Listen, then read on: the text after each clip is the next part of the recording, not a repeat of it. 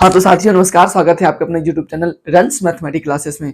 आज हम लोग देखने वाले हैं बाबू द्विघात बहुपद का सूत्र। क्या देखने वाले हैं बाबू? द्विघात बहुपद का सूत्र और बहुपदीय भाग, जो कि हमारे एग्जाम के दृष्टिकोण से बहुत ही इंपॉर्टेंट है। बाबू सबसे पहले हम देखेंगे द्विघात बहुपद का सूत्र। क्या देखेंगे बाबू?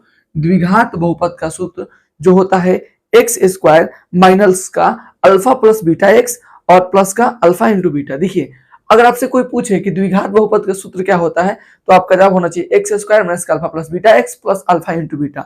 कॉमन सा आपके मन में एक सवाल आता होगा कि गुरुजी इसका उपयोग हम कहाँ करते हैं। देखिए, आपने देखा होगा कि पहले हम लोग ऐसा सवाल पढ़ते थे, एक्स स्क्वायर प्लस का 7x और प्लस का 10। ठीक है बाबू, ध्यान से देखा जाए तो। और कहते थे बाबू कि इसका हम लोग दो शून्यक निकालते होंगे लोग, चाहे और भी चीज निकालते थे लोग।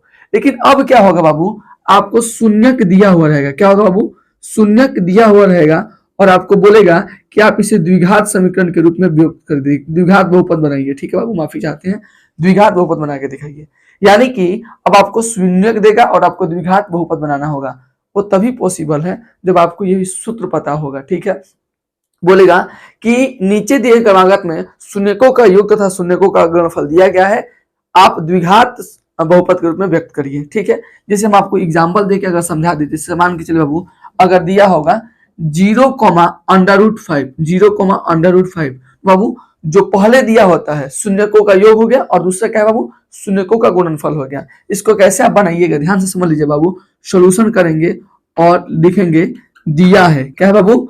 दिया है alpha plus beta, alpha plus beta बराबर कितना दिया बाबू? 0। यानी शून्यकों का योग कितना दिया बाबू? 0। और शून्यकों का गुणनफल कितना दिया बाबू? √5। ठीक है बाबू, और हमको ये निकालना है ना, तो इसलिए हम लिखेंगे इसलिए एक्स स्क्वायर माइनस का alpha plus beta x plus का अल्फा इंटू बीटा। देखिए, एक्स स्क्वायर तो एक्स का स्क्वायर कर देंगे बाबू, एक्स स्क्वायर कर देंगे बाबू। ठीक है, अब देखिए माइनस है तो माइनस अल्फा प्लस बीटा का मान कितना है बाबू?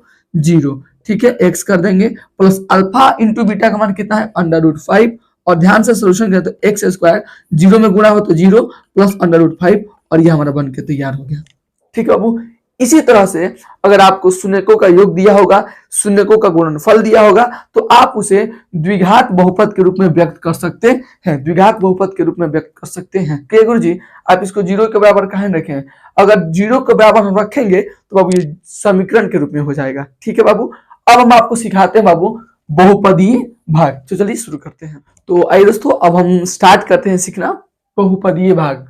देखिए, बहुपदीय भाग समझने से पहले आपको हम बता दें, जो हमने वास्तविक संख्या चैप्टर में पढ़ा था, जिसका नाम था यूक्लिड विभाजन प्रमेय या प्रमेयिका, वैसे एक कॉन्सेप्ट है जिसको हम लोग बोलते हैं विभाजन एल्गोरिथम। ठीक है, जैसे हम लोग पढ़ा था भाज्य बराबर भाजक गुणे भागफल प्लस शेषफल। तो यहाँ पे बाबू, यहाँ पे जो बहुपदीय भाग है उसमें आप लोग देखिएगा तो भाज्य को px कहा गया है, भाजक को gx कहा गया है, भागफल को qx कहा गया है और शेषफल को बाबू rx कहा गया है। ठीक है, इस सारी बातों को अगर आप ध्यान से देखिएगा, समझिएगा, तो आगे जो सवाल है उसमें आपको काफी हेल्पफुल होगा। आपको बता दिए जितना हम पढ़ा रहे हैं केवल थ्योरी का क्लास है। ठीक है, इसलिए हम इसमें सभी क्वेश्चन नहीं कराते, केवल आपको समझाते हैं कि आपको क्वेश्चन बनाने कैसे हैं। तो होपफुली आप इस बात को समझ गए होंगे। अभी इस भाग को बनाने के बाद मैं आपको बताऊंगा कि इसका प्रयोग कहाँ और कैसे होता है। सबसे पहले बाबू हम आपको बता दें कि px में कहता है gx से भाग देने के लिए, px में कहता है gx से भाग देने के लिए भाग कैसे दिया जाता है, कैसे क्या करना है, प्रोसेस को समझिए एकदम ध्यान से। होपफुली आपको पूरा समझ में आएगा। कभी कभी ये कहता है कि px में gx से भाग दीजिए और पता करिए कि पहले वाला जो फैक्टर दिया है, गुणनखंड दिया है, वो दूसरे का फैक्टर है कि नहीं। तो बाबू पहले में अगर दूसरे से भाग देने पर आपका शेषफल 0 आता है तो कहेगी हाँ, जो पहला है वो दूसरे फैक्टर का क्या बाबू? एक गुणनखंड है।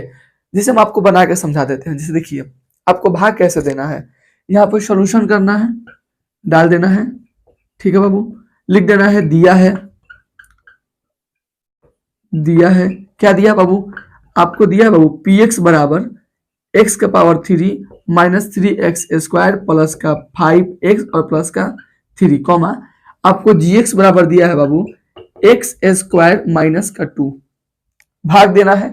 आपको पता है कि ऐसा करते हैं, इसको px ध्यान से दे दो। px बाबू क्या है, px हमारा क्या है बाबू, px हमारा क्या है, px होता है भाज्य, यानी भाज्य को हम लोग यहाँ पे रखते हैं ना, तो यहाँ पे रख देंगे x का पावर 3 माइनस 3x का पावर 2 प्लस के 5x और प्लस का 3।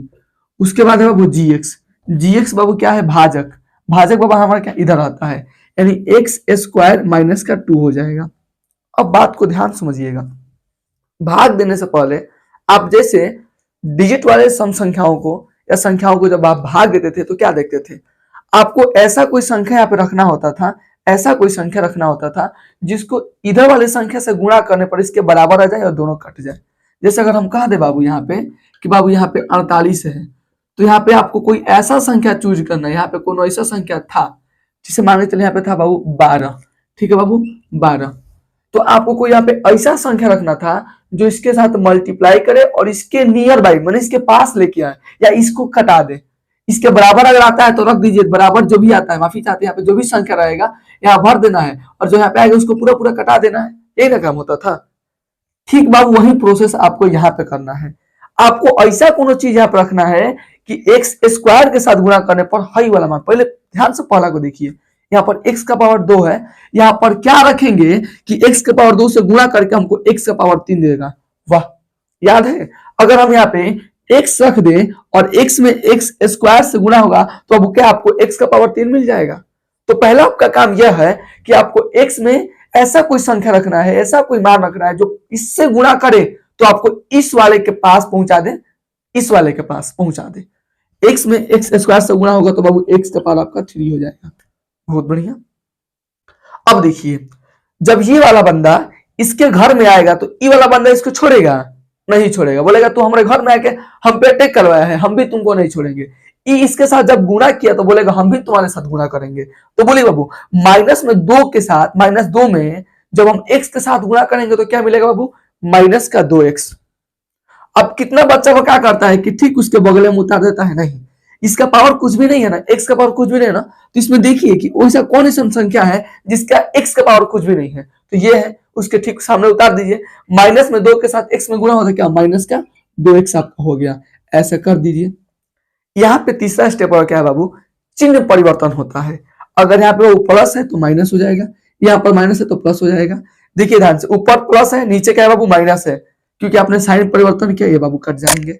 ध्यान से देखिए बाबू, और ध्यान से देखिए तो बाबू यहाँ पर माइनस का 3x स्क्वायर उतर जाएगा। यहाँ पर ध्यान से देखिए 5 और यहाँ पे देखिए 2, 7x हो जाएंगे, तो 7x लिख दीजिए और प्लस का 3 है तो प्लस का 3। जिस तरह आपने पहले स्टेप में काम किया है बाबू, ठीक उसी प्रकार इस स्टेप में भी काम कर दीजिए। माइनस है, यहाँ पर चुपचाप पहले माइनस उतार दीजिए। अब आपको क्या लाना है बाबू, 3x स्क्वायर लाना है। तो यहाँ पे क्या लिख रखा जाए कि हमको 3 इसके साथ गुणा करने पर 3x स्क्वायर मिल जाए।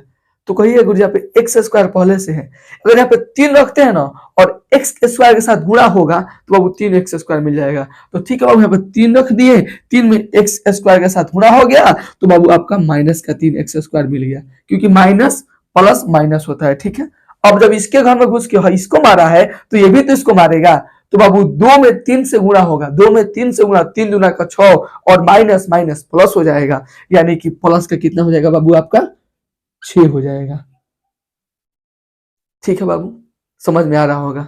अब फिर हम ऐसे इसको कर देंगे, चिन्ह परिवर्तन बताया है ना, माइनस है तो बाबू प्लस और प्लस है तो बाबू माइनस, ये कट गया। 7x है तो बाबू 7x, और ध्यान से देखा जाए बाबू तो माइनस का 6 में से प्लस का 3 जाएगा तो क्या होगा, माइनस का 3।